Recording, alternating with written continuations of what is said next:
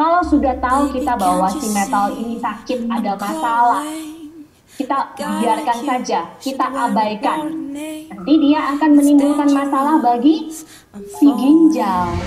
Prinsip pertama pada pose yin kita menentukan target area. Dari situ kita bergeraknya. Semakin banyak ruang yang kalian miliki di antara lumbar, semakin deep back bend yang bisa kalian hasilkan.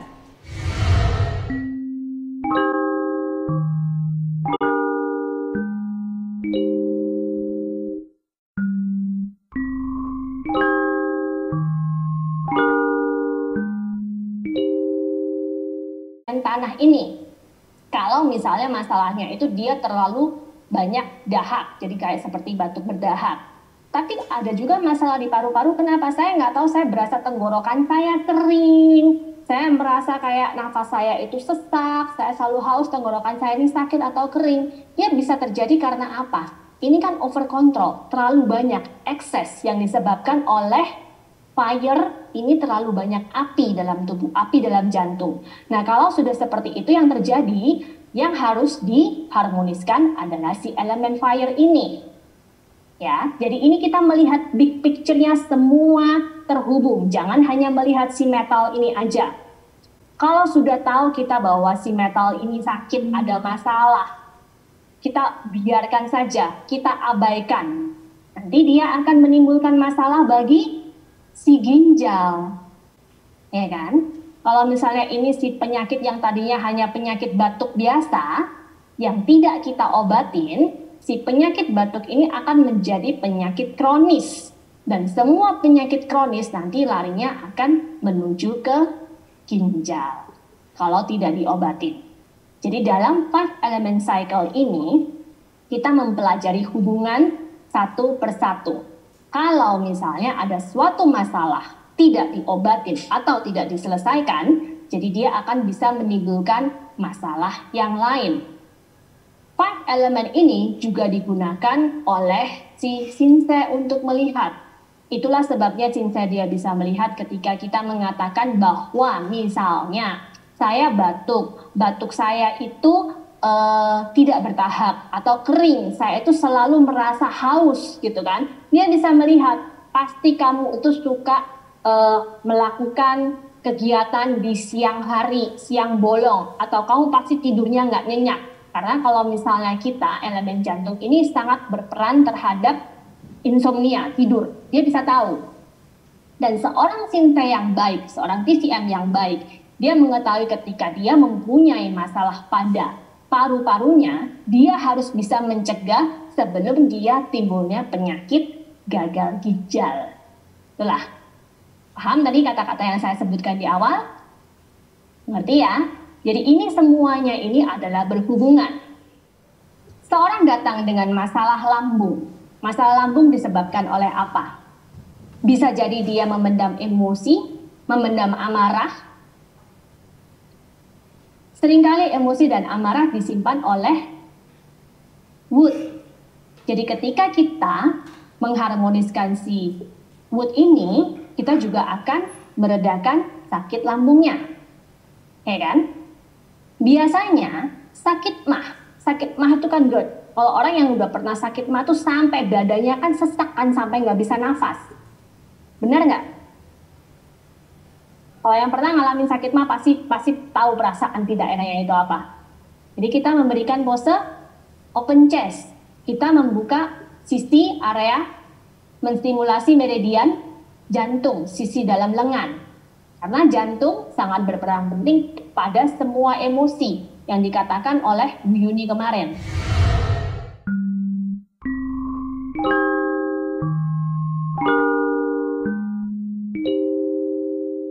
Ini saya overload nih memang karena saya ya nggak tahu dengan teman-teman. Ketika saya membaca The Five Elements ini, ada organ yang yin dan yang, misalnya hati empedu pasangannya elemennya kayu, kemudian kemarin Mbak Yuni menambahkan ada warna hijau, emosi yang terkait, kemudian di sini ada ditulis tisunya bahwa tendon dan otot, tapi yang dibuka adalah mata. Saya tuh langsung overload nih. Di sini ini langsung ini apakah akan dijelaskan di titik yang kesekian atau ini hanya sebatas kita baca saja dulu. Kemudian dengan kaitan dengan cakra. Jadi kemudian rasa tadi ya, ada rasa di sini misalnya asam, pahit dan sebagainya itu tadi.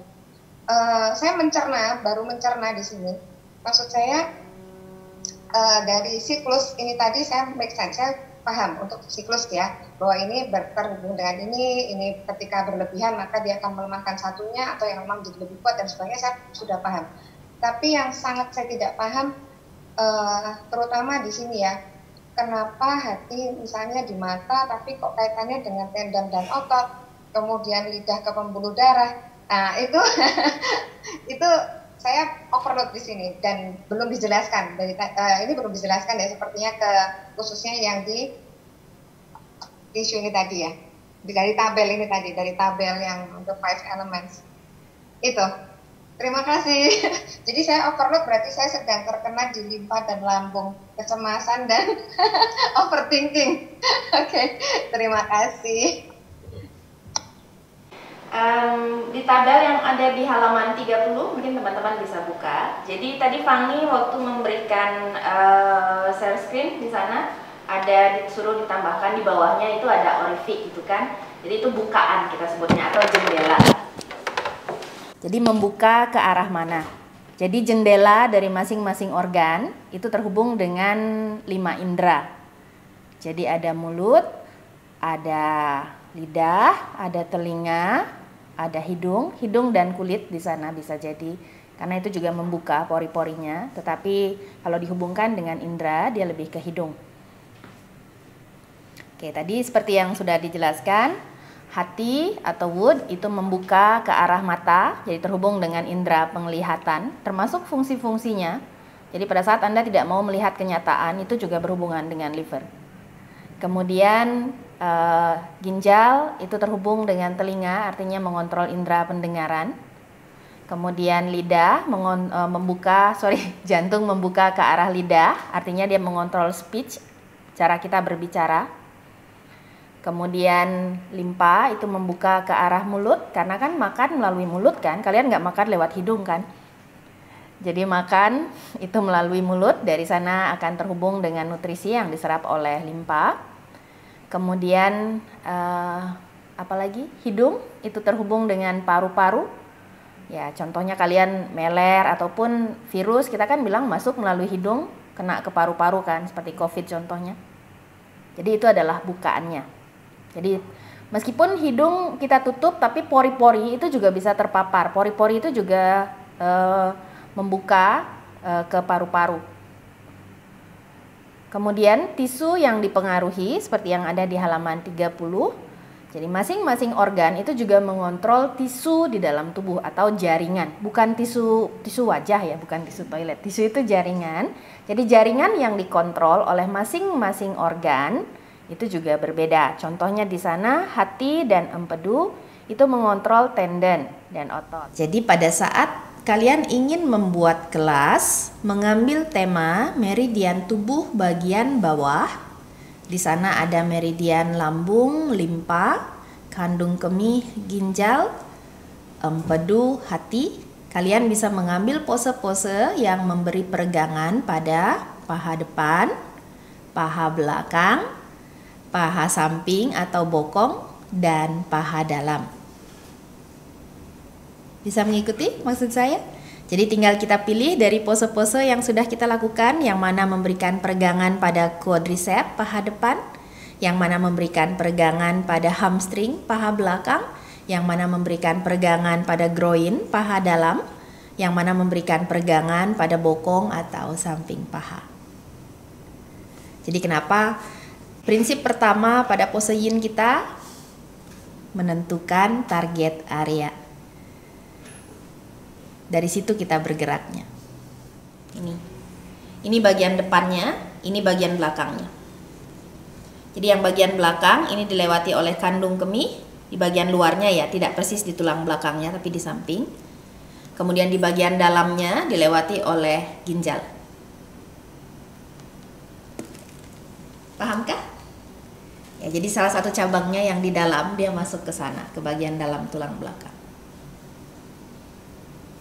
Jadi kenapa pada saat back bend kita stimulasi kidney, pada saat forward bend kita stimulasi kandung kemih. Bukan obelix ya, kalau yang suka baca Asterix. Oblix. Jadi oblix itu otot pinggang, di pinggang kita. Di sana dilewati oleh gallbladder, empedu. Di tengah-tengah, lingkaran yang ada di tengah itu adalah rongga perut. Jadi dilewati oleh liver di sana. Di area paling tengah, yang lingkar paling dalam, itu ada 3 otot di sana yang membentuk, yang disebut dengan TDQ. T itu dari transversus abdominis, itu membungkus otot punggung di bagian depan ke samping. Bentuknya begini, seperti strap yang ada di area perut ke arah pinggang. Otot perut yang paling dalam, di balik dari oblix. Jadi di luarnya itu oblix, di dalamnya transversus abdominis. Kalau teman-teman lihat di sini, di bagian belakangnya thoracic spine, ini rapat. Kalau dibandingkan dengan lumbar, ini kan ada jarak-jarak kan. Karena ini cenderung rapat, pada saat kita back bend, kita tidak banyak memiliki ruang pada thoracic. Karena masing-masing tulang ini akan bertumpukan satu sama lain. Berbeda dengan lumbar yang ada banyak jaraknya. Nah, ini pada saat kita back bend, ini akan menekuk, pada saat kita menekuk tulang atas dengan tulang bawah itu akan bertumpukan. Jadi pada saat back bend itu hampir sepenuhnya ada di area lumbar. Jadi pada saat kalian melakukan back bend, ini jaraknya. Pada saat kita back bend, seperti ini. Semakin banyak ruang yang kalian miliki di antara lumbar, semakin deep back bend yang bisa kalian hasilkan. Semakin sempit jaraknya di antara ruas-ruas dari lumbar ini, semakin sedikit back bend yang dihasilkan. Jadi kenapa pada saat back bend, saya katakan kita amati rasa pada punggung bawahnya. Ini yang menentukan. Ini namanya compression point. Siapa kan kalau kemarin HNP-nya keluarnya ke sisi dalam tuh ya, sehingga dia sebaiknya dibuat forward. Mungkin nggak kalau dia keluarnya ke sisi sebaliknya, karena back bend ditekuk terlalu dalam sehingga dia keluarnya justru ke arah depan? Mungkin. Tetap bisa ya? Iya. Yang HNP ya. Oke, saya dari sini deh. Bentar. Ya. Berarti back bend yang terlalu dalam juga bisa membahayakan ya Mbak, ketika memungkinkan dia untuk HNP-nya keluar ke sisi sebaliknya. Ya, karena salah satu permasalahan kita sebagai manusia, kita suka serakah. Jadi pada saat melakukan pose, target kita bukan kesehatan biasanya, tapi bentuk sempurna pose. Membawa ke depan itu flexion, membawa ke belakang itu extension, membawa menjauh keluar abduction, mendekat atau melintasi tubuh adduction, ADD. Kemudian memutar keluar external rotation, memutar ke dalam internal rotation.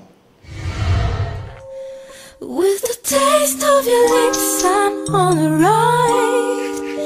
You're toxic, I'm slipping under. Taste of your poison paradise. I'm addicted to you. Don't you know that you're toxic?